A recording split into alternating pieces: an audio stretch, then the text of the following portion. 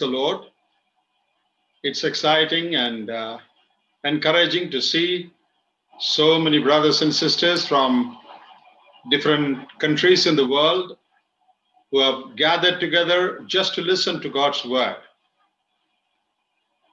Yesterday, we were talking about the importance of family. I wanted to create an awareness in the minds of all those who are listening to me concerning the seriousness of family life. Now, we looked at various points and we looked at many reasons why we should take family seriously. And we considered that family is something very, very important to God. What is important to God should be important to us. What is unimportant to God should be unimportant to us also. So tonight, we want to go on from there. Having considered the seriousness and importance of family life, tonight we are going to talk about how to enter into this most serious business of family life, how to get married, how to discern the will of God, and how to sustain a godly family. Now, as I mentioned yesterday, it would take several days for us to cover various aspects of family life. We do not have time for that. So tonight we will just look at a few aspects of family life. Last night after the meeting, I received a very encouraging message from a student who is unmarried. And the message said that the Lord spoke to that student when the conference was going on, when the message was being given, and that student was greatly encouraged to hear these things even prior to marriage. Now tonight, I believe there are many listening to me. Most of you are married, and there are others who are not married, and I hope and pray that all of us may be helped alive. Those who are married should be encouraged to live a more godly family life, and those who are not yet married should be encouraged to seek the face of God so that they will enter into this most important relationship with a sense of responsibility. Now tonight I would like to take a different strategy and would like to take you through some PowerPoints so that you can understand things step by step. You can read what is written on the screen, and if you want to take them down, you're free to do that. And I think that will help us to understand the truths in a better way. So shall we start tonight with our topic again? Now,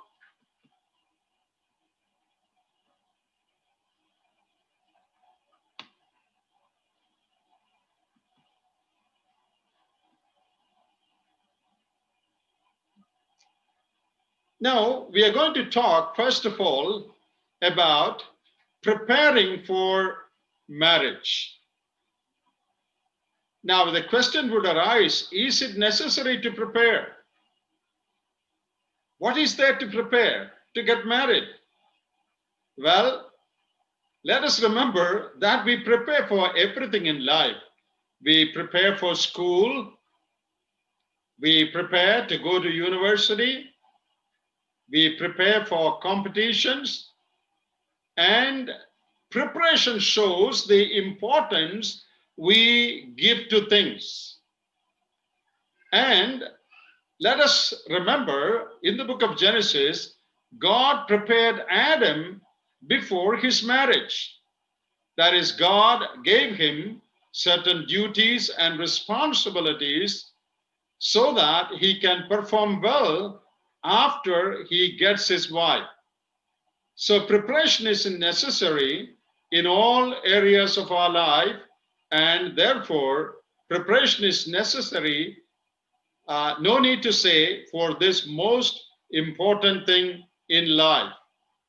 Now, we know this slogan, prepare before we repair. Now, as I talk to you tonight, I want to touch upon many practical aspects of marriage and family life. Now, in our midst, we know that we are facing a lot of problems in these areas, and very often we just present some theories about marriage, like philosophies, and we don't touch upon the real issues. But tonight, I would like to touch upon the real issues in marriage so that we can be prepared before we repair.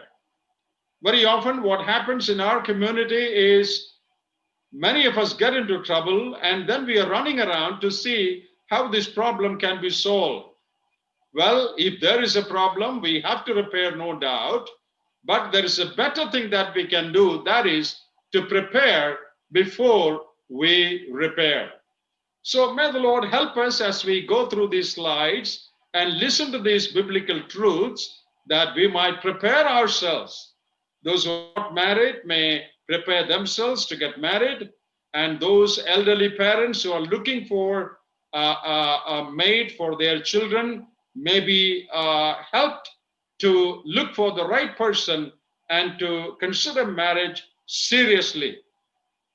Now, last night we looked at the importance of marriage and family. So we will just go through them again, not all of them, just quickly make a mention of them. Marriage is divine in origin. I explained it really well. And we saw that marriage is the first institution established by God. And we also saw that it is the means to carry out God's program for this world. And the first and strongest human bond that God has created is the bond between husband and wife. Now, why should we talk about these things now? Now, there is a very special reason, because there are so many distorted worldly views on marriage. And we are getting exposed to many of those wrong ideas, and especially our young people in universities and in their workplace are getting exposed to many of these wrong and distorted views on marriage. So it is very important to know what the scripture teaches about marriage so that we will not be misled by these wrong views. These are some of the wrong views, and you know what this means. This is becoming very, very popular now. The gay movement, the homosexual movement, the lesbian movement, these are all taking momentum, and that has begun to influence even Christian people in different parts of the world. And we need to be always alert against these distorted worldly views on marriage.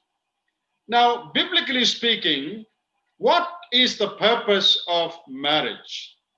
Let us get it clear and straight in our mind. What does the Bible teach about the purpose of marriage? Now, I'm not taking much time to explain them too much, but the very first thing mentioned about marriage is found in Genesis 2:18, that verse we read last night.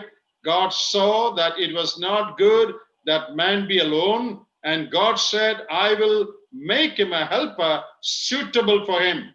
So marriage was designed to share life, sharing of life. I think that is the first and primary purpose of marriage, partnership. And the second aspect of marriage or purpose is pleasure. God is interested in our well-being, and he wants us to enjoy pleasure in every sense. He wants us to enjoy pleasure as we share our love with our partner. That includes physical and sexual pleasure also, and also a sense of belonging and an assurance that there is someone to love me, there is someone to care for me. That gives us a sense of pleasure, comfort, and rest in our heart. And God, who loves us and who is intensely interested in our well-being, designed marriage not only for partnership, but for our pleasure. And of course, the third one, procreation. In Genesis 1:28, we read God giving this instruction to Adam and Eve to replenish, multiply, and fill the earth. So God expects husbands and wives to produce children and thereby fulfill God's plan for this world. And the fourth purpose is proclamation. That is, proclaim God's love to the world through this relationship of husbands and wives. You know what that talks about? God uses the family relationship to teach the world about his providence, love, and faithfulness. In Isaiah 49 and verse 15, we read about a mother and child. Can a woman forget her sucking child, that she should not have compassion on the son of her womb? Yeah, they may forget, yet will I not forget thee. See, God uses the picture of a family to talk about his love for us. In Isaiah 66:13, we read almost the same thing. As one whom his mother comforteth, so will I comfort them. They shall be comforted in Jerusalem. The love of a mother for her child is given here as a picture of God's love for us. Now, in Ezekiel 16, verses 1 to 5, we read about the unfaithfulness of Jerusalem. It is portrayed and it is compared to committing harlotry or adultery. And in Isaiah 54 and verse 5, we read, for your maker is your husband. Now, all these verses talk about relationships in family.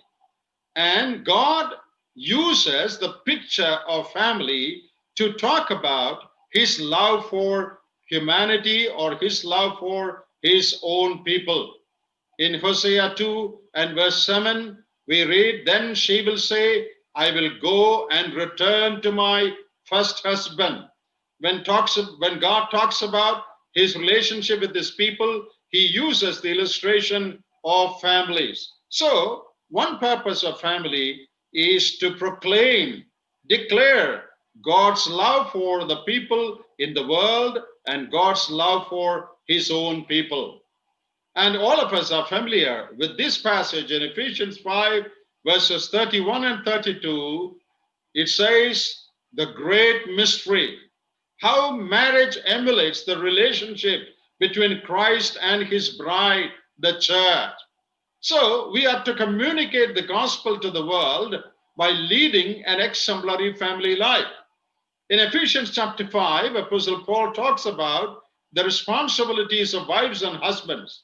And then before he concludes that passage, he says, though I am talking about husbands and wives, I have something greater, far more important in my mind. I speak concerning Christ and the church. Let us remember this. The relationship between a husband and wife is a miniature picture of the love relationship between God and us, or Christ and the church.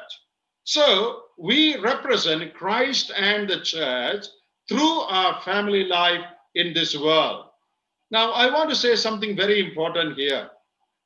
If we do not live a good family life, if we are careless and unfaithful in our family life, I believe we will be held responsible by God for misrepresenting Christ and the church in the world. God has established us as families in this world so that through our love relationship with our spouse, we might manifest the love relationship that Christ has for the church. When I live a careless married life, when I do not love my wife properly, when my wife does not submit to me properly, we are giving a distorted picture of Christ and the church to the world. So, dear brothers and sisters, husbands and wives, let us all remember this.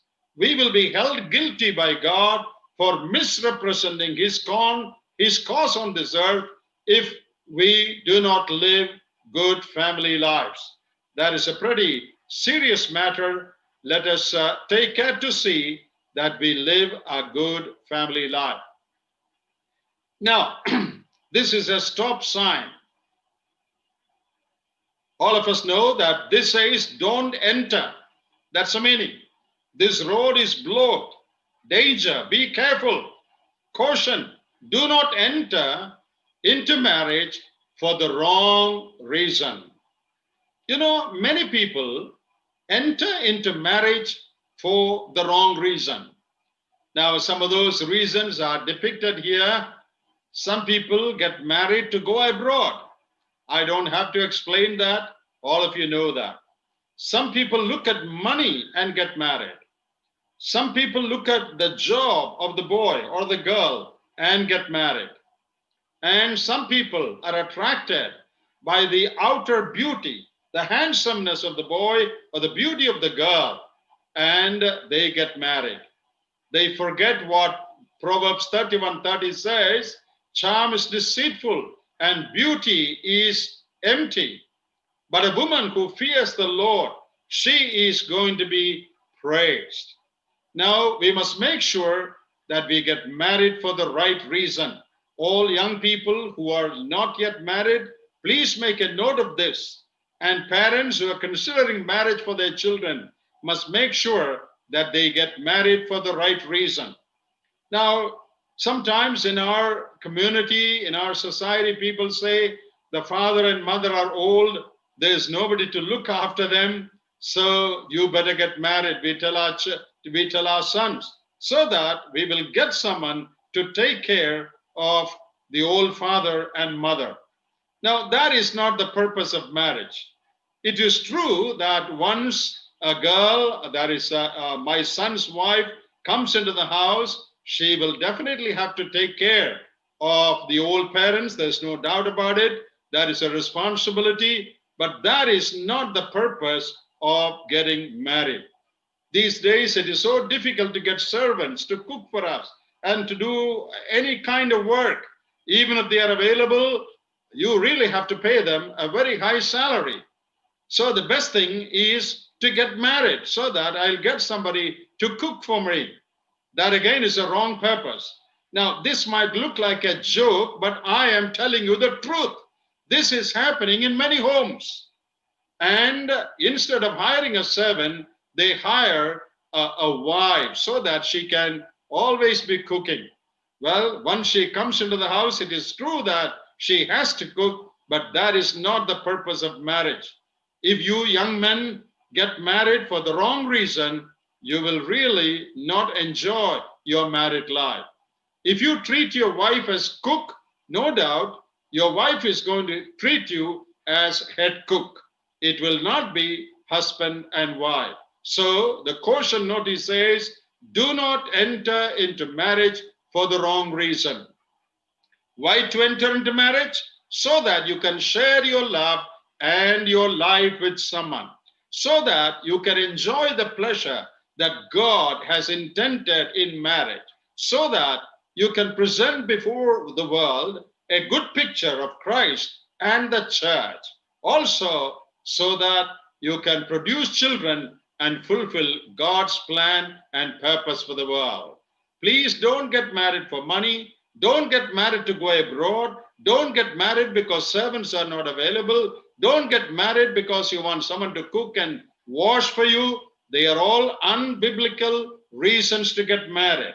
Get married for the right reason and give the person who comes into your house, the girl that comes in, proper dignity as a wife and partner, and not as a servant, not just as someone who would help you in cooking and washing. Now, this is there in the minds of so many people, so I wanted to bluntly say that. Now, we were talking about preparation. We said that in order to enter a university or college, we prepare. But there is hardly any preparation for getting married. Now, marriage is a union of two individuals. It is the coming together of two different worlds. Two worlds are coming together in marriage. It is not just two people. You know, these two people are from two different backgrounds. They are two different personalities. They have two different perspectives. They have different experiences. They have different expectations, and they have different aspirations. So it is not a simple thing, a boy and a girl coming together saying, we will live together. It looks like a simple thing, but it is actually two worlds colliding in a sense, two worlds coming together. Two people born and brought up in two different homes, two different backgrounds, who were brought up with two different expectations and aspirations and perspectives in life. When they come together, it is not going to be easy because two worlds are going to be merged. What was right in this house may be wrong in that house. What was appreciated in this house is denounced in the other house. What was highly esteemed in this house is looked down upon in the other house. And so there is going to be adjustment problem when two worlds come together. That is why we need preparation, because marriage is a union of two individuals and two worlds coming together. Therefore, they need to be well prepared and well equipped to embark upon this lifelong journey together. Yesterday, I tried to emphasize this fact that this is a lifelong relationship. Only death can separate this relationship. Once you are in it for life. There's no scope for resignation or any such thing. Therefore, this being a lifelong journey together and a lifelong relationship, you have to be well prepared and well equipped before you enter into this relationship. Once you enter in, you cannot say, oh, I didn't know this. I didn't know that it was like this. I cannot go on, so I am backing out. My friend, you just cannot say that. That is why it is so important to be well prepared and well equipped before you embark upon this lifelong journey together. Preparation for the marriage is more important than the wedding. You know, the word marriage refers to married life. The wedding refers to the ceremony that takes place on a particular day, wedding ceremony. I hope you understand the difference between the two. Now, let me ask all my dear friends a question. We prepare more for the wedding or for the marriage? In most cases, I must say that we prepare a lot for the wedding. Some people prepare in advance, a year or two in advance. They think about all the details, the wedding gown, the dress to be worn on that day, the flower and the flower girls and the best men and the bridesmaid, the auditorium or the church where the event should takes place, then the food and the music and the choir and invitations and the wedding card, all sorts of things we prepare, we plan. We put so many hours into thinking and preparing and planning, even praying about the proper conduct of the wedding. Is it not true? So many hours are spent and months of preparation goes into a wedding event. But tell me honestly, think about it. Is there so much preparation for marriage? For two people living together, what preparation is there? You just find a girl, someone proposes, you go and see the girl and she looks like a good girl or a good boy, and then you fix the date and you get married. What a sad thing that is.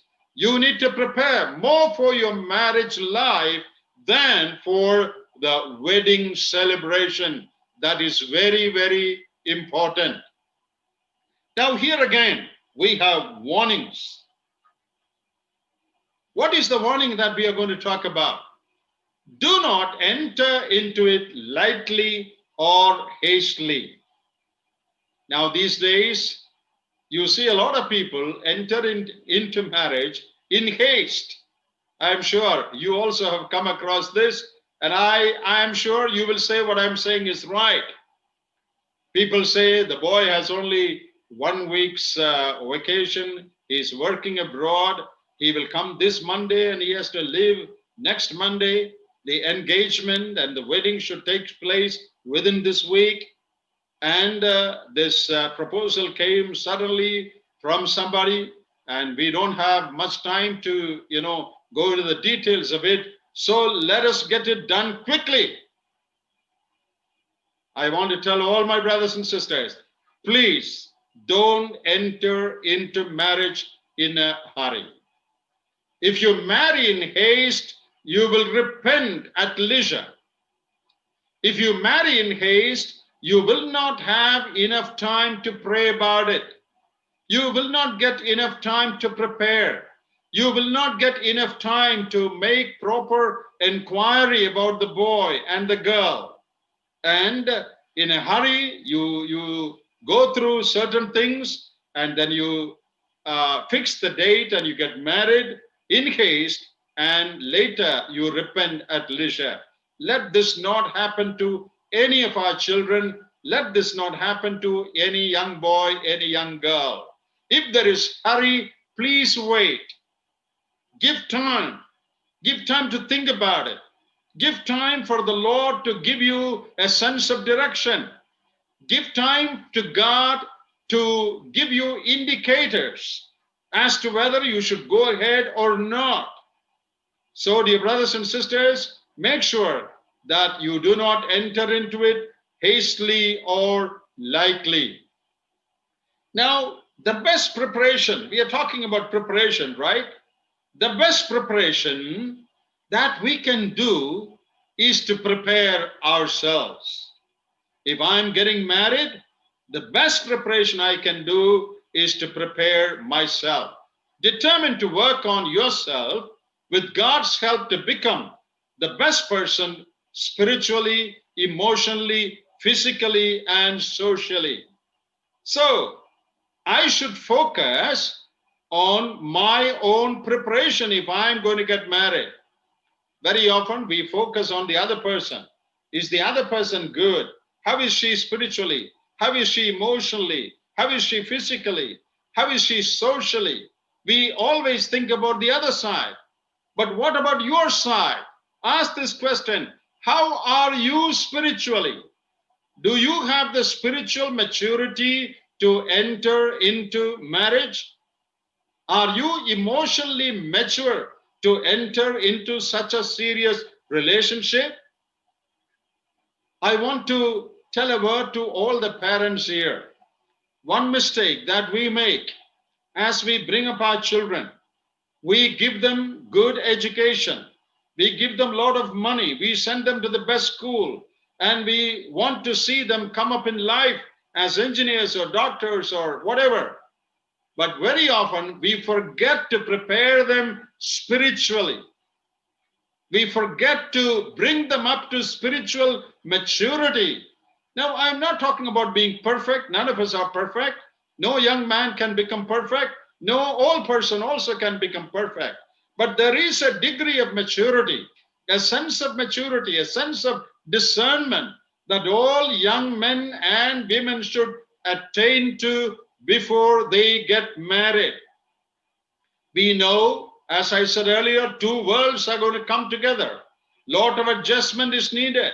You need to understand each other. You need to forgive one another very often. You need to close your eyes to many things. You need to humble yourself very often. And you need to give place to the other person.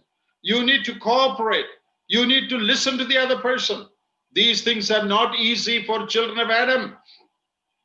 We being children of Adam, we are all basically selfish. All of us, me and you, all of us, we are all basically selfish. It is not going to be easy to forgive. It is not going to be easy to yield. It is not going to be easy to make adjustments and not easy to cooperate fully.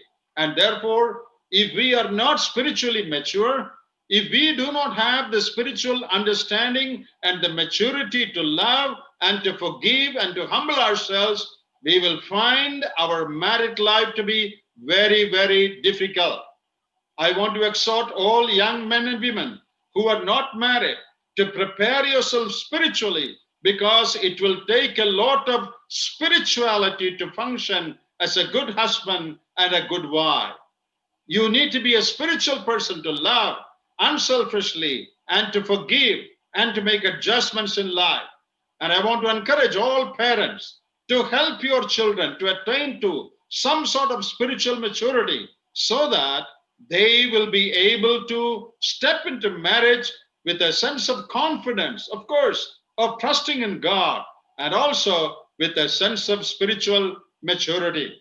So make sure that you prepare yourself before you enter into this relationship.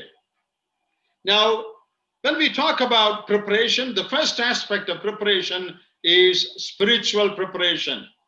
Now, what is meant by spiritual preparation? Maintain good, intimate fellowship with God in your personal life. Look at this diagram, this triangle. There is God on top, there is wife on one side and husband on the other side.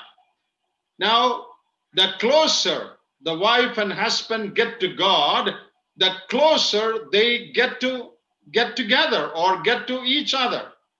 The further you go away from the point God on top, the further you go away from each other. So the first area where you need preparation is your spiritual area. And what is the preparation needed there? You must learn to have an intimate daily walk with God. You must learn to have constant communion with God. Maintain a hot wire with God all the time. Sit and meditate upon God and His Word every morning.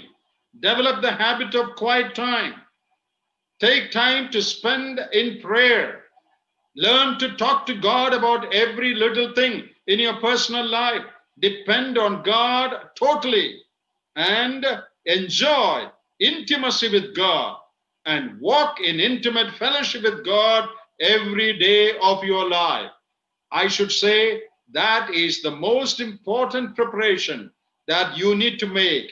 As a young girl, as a young boy, you need to develop an intimate fellowship with God in your personal life, and that will definitely help you in your married life. Now, study of scriptural responsibilities of husbands and wives. Before you get married, look into the scriptures and see what the scriptures demand of you as a husband or as a wife. And when you consider marriage, you should also look at your life from God's perspective. What has God called me for? And when you consider a person as your life partner, understand how your partner can help you in fulfilling your life's calling. Now, I am sorry to say that many young people do not have a sense of calling in their life. What are you going to do? What do you want to accomplish in life? Nothing. I just want to get a good job, make a lot of money, buy the most modern car, build a good house, and live there happily with my wife. That is all that is there in front of many young people. But if you're a child of God, you need to have a higher sense of calling. God has called each one of us, men and women, and He has endowed us with spiritual gifts.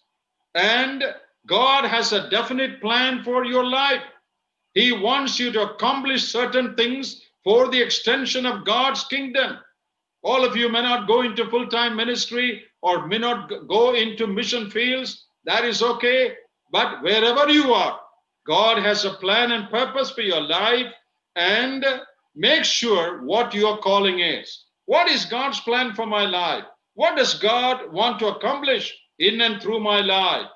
And when you consider a person for marriage, make sure that your partner also can help you in fulfilling God's call of your life. Now, a second area of preparation is mental or emotional preparation.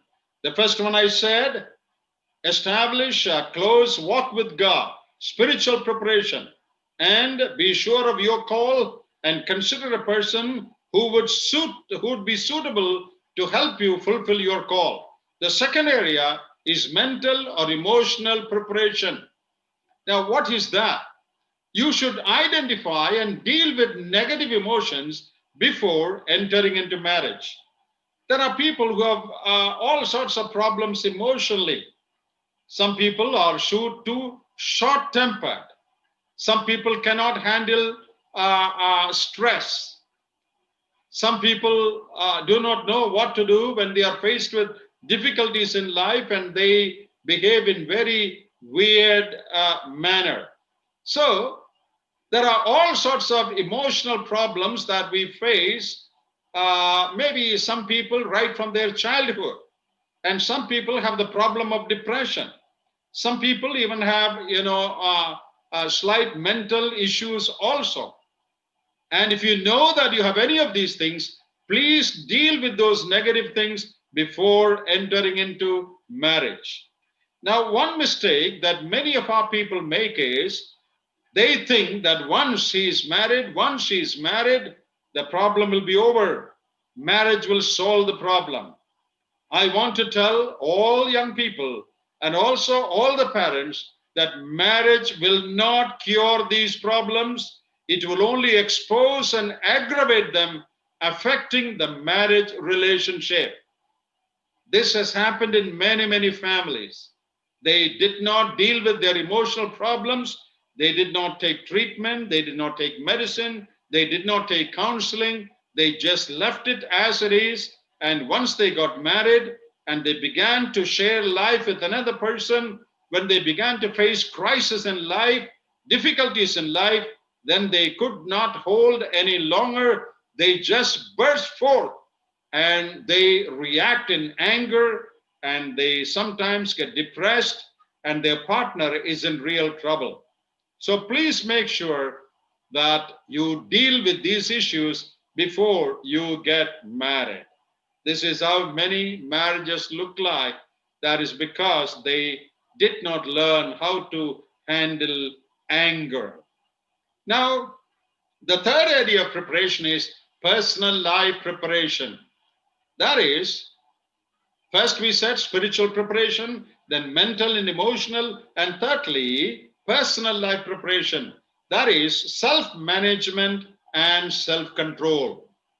You know, we read in the book of Proverbs that a man who does not have self-control is like a city that has no wall. So self-management is controlling your anger and living a disciplined life. An amount of self-control has to be there in your life. You know, you need to learn to be calm. You need a sense of determination. You need some confidence. You need willpower. And you need to control yourself before you get married. Now, it is very, very important that you learn self-control.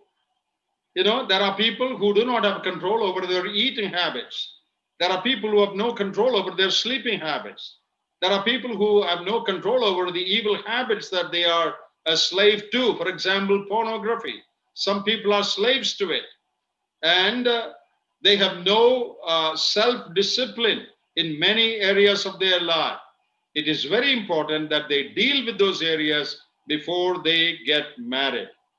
Now, compatibility in marriage is a very, very important thing. Look at this picture.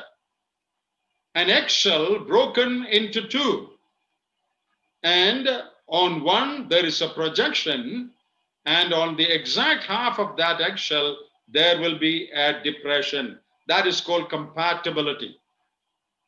So in Amos 3:3, we read, can two walk together except they be agreed? In that verse, in Mark's gospel, the Lord Jesus said, if a house is divided in itself, it cannot stand. So you need to have a certain amount of compatibility so that you can get along well. Now, uh, even in that area, the first area is spiritual compatibility. That is, both the partners should be the children of God with similar commitment, passion, and disciplines in their daily walk with God and in their life's calling. Both have to be believers, both have to be committed, and they should have an understanding about their life's calling. That is spiritual compatibility. If a person who is spiritually minded, if he marries a girl who is totally carnally minded, who is not at all interested in spiritual things, you're going to have a very difficult time. If you have a calling for full-time ministry and the girl you marry has absolutely no interest in it, you're going to have a tough time. So make sure that you are compatible spiritually. Secondly, emotional and intellectual compatibility. That is the ability to connect and understand and relate to each other emotionally and intellectually with common areas of interest. Now, this does not mean a graduate should marry only a graduate. This does not mean a doctor should marry only a doctor or an engineer should marry only an engineer. That's not what is meant by this. What is meant is there should be a common platform on which both of you can relate to each other. You should be able to connect to one another when you communicate. So, emotionally and intellectually, there should be common areas of interest. If your interests are far apart, and if your intellectual capacities are far apart, and emotionally you are on two different ends, you may find it difficult to get along as you face life. Now, it is very important that you be able to understand your communication properly when you communicate with your partner. Now, physical compatibility also is important. Now, a liking or an attraction to each other or appreciation for one another is very important. Now, this does not mean that beauty has to play the main role. No. Don't think of beauty as the most important thing in marriage. I'm not talking about that. But the person whom you are considering to marry, when you prayerfully consider that person, you should definitely have a liking for that person. When you see that person, there should be a sense of attraction to that person, and you should also have a spirit of appreciation for that person. That is very, very important. Now, if you do not have an attraction or liking for that person that you're planning to get married to, you will have a very difficult time. If you just don't like the face of that person and you somehow get married, you will have trouble. Now, when you consider marriage, you should watch out for problem indicators and warning signs. What are some of the warning signs? Character weakness, mental instability, immaturity, parental control, over dependence should be addressed before marriage. You know, when you consider marriage and you talk to a person, you understand that that person is mentally unstable or he or she is immature, and you find out there is too much of parental control on that person, or they are too much dependent on their parents. Such issues should be sorted out and clarified before you get married. Now, the most important aspect in marriage is discerning the will of God in choosing your life partner. Now, how do you discern the will of God? That's a very big subject. We cannot go into all the details, but I would quickly take you to Genesis 24. Without reading those verses, most of you are familiar with those verses. All the parties involved in Genesis 24, that is the wedding of Isaac with Rebekah. One good thing that you see there, Abraham and Eliezer, the girl's people, the girl and the boy, all the people involved in that marriage, they look to God for guidance and they get a sense of leading from God. You can read Genesis 24 and find out what I'm saying. Abraham looks to God, Eliezer looks to God, and he prays, "Oh God, show me the girl appointed for my master's son." He's not saying, just show me any good girl. But she's saying, Eliezer is saying, that servant, show me that girl who is appointed by God for my master's son. So the most important thing in marriage is all the people involved, the parents and those who are going to get married, they should look to God for guidance prayerfully so that God will guide them. And prayer and study of scriptural teachings on marriage will help you in decision making. What are the scriptural principles of marriage? And what does God expect of you? And as you consider marriage, please consider these things. I want to suggest two very good verses for those who want to know the will of God. In Psalm 25, verse 12, it says, who is he that feareth the Lord? Him shall he teach the way that he should go. And Psalm 32, 8 also is a good verse. I want to recommend this verse to all the young people and also those who are contemplating marriage for their children. You know, these verses say that if you truly fear God and want to do only the will of God, God has promised to show you what his will is. Now consider the person you recognize as the one whom God you are being guided to, and the one you sense is the most suitable for you. So when you prayerfully wait upon God, you sense God's leading, and you feel that this is the person to whom God is guiding you. And when you have a sense of leading from God, now that is the time when you should very carefully put your steps forward.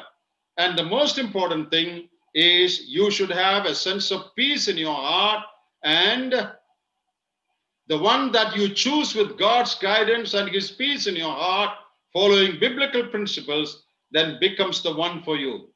When you pray, when you wait upon God, you follow biblical principles and you experience God's peace in your heart, then you know that you are following the right track. Now, it is very important that you consider the support and approval of parents and spiritual mentors wherever possible. Young people, there are certain things that you cannot see, but your parents can see, your mentors can see. So don't jump into a decision. Oh, she is good looking, he is handsome, I think she is the person, he is the person. Don't come to such conclusions. Pray about it and seek parental approval and guidance, so that your mentors and elders and spiritual people can guide you and give you a good piece of advice on this. Now, once you get married, it is very important that you sustain that marriage in a manner that is honoring to God. Now, the reason why I spend so much time on talking about preparation is that is the foundation. In many marriage problems I have seen, many of them have confessed that we had problems even before we got married. We had indicators that say, don't go ahead. They had seen red light, but they ignored it. That should not happen to anyone. All the parents and also all the young people involved should make sure that you take time to pray and discern the will of God before you enter into this relationship. And once you enter into this relationship, it is very important that you sustain this marriage as God honoring. Now, if you want a God honoring marriage, both the partners have to work together to achieve the best in marriage. Strong, growing marriages do not happen automatically. Good marriages, are cultivated, taking time and effort. Husbands and wives, don't think that your marriage will become a good one automatically. No, both have to work at it. You need to pray about it. You need to discuss. You need to spend time together. You need to sort out problems. Working together is very important for growing marriages. Seek the face of God earnestly for grace and divine wisdom, because we have no strength in ourselves to live a good married life. Therefore, every day, separately and also together, seek God's face, saying, oh God, we have no strength in ourselves. to love, to forgive, to adjust, to give in, to yield. We need your grace. We are children of Adam. Though we are God's children, we still have the old nature in us. We need your help. We need your grace. You must cry out to God for strength and grace, and God will surely give it to you. There are many biblical guidelines to maintain a godly marriage. We have no time to explain them. Romans 15:7 talks about accepting one another. Now, that verse is not talking about husbands and wives, but I want to apply that to this the strongest relationship in human life. Accept one another and appreciate the worth of your spouse and the person whom God has given you. Treat that person with dignity. So the first step is you should accept your partner just as she is or just as he is. And commit yourself to serve one another. In Romans 15, verse 1 and verse 3, we read about pleasing one another. Mark 10:45 is the example of Jesus when he said, I come not to be served unto, but to serve and give my life as a ransom for many. Serve. Commit yourself to serve the other person and meet the other person's need. Love one another. That is repeated in John's Gospel, chapter 15, verse 12, chapter 13, verse 34. Forgive one another. That is also repeatedly said in Colossians 3 and Ephesians 4. There is no perfect husband or perfect wife. You will all have to forgive one another and therefore practice forgiveness. Follow biblical command to leave and cleave. That means once you are married, your partner should become the most important person in your life. Your parents should step back and you should give priority in consulting, in pleasing to your partner. And you can definitely consult your parents, but only both of you should discuss things first, pray together. Then if you want to consult them, you can. But priority is always to your partner. The physical relationship that God has designed in marriage should be enjoyed, meeting each other's need. Live together with understanding. Now, a man is different psychologically from a woman, and a woman is different from a man. You need to understand these differences and relate to each other. Spend quality time together, maintaining proper communication. Talk about any issues that you may have in your marriage. And above all, pray together, bringing everything to God in prayer. So it is very, very important that you live a life of prayer. And finally, resolve conflicts at the earliest. If you face problems, take it to the Lord and resolve it at the earlier. Make sure that you're always transparent with each other and there should be no secrets in your married life. In conclusion, let me say, there is always scope for improvement in married life. We can climb higher to enjoy all that God has in store for our family life. And part of the abundant life Christ came to give can be experienced in our marriage. I wish if we had more time to talk about the details of married life, but I just want to conclude by saying it is very important to marry the right person with good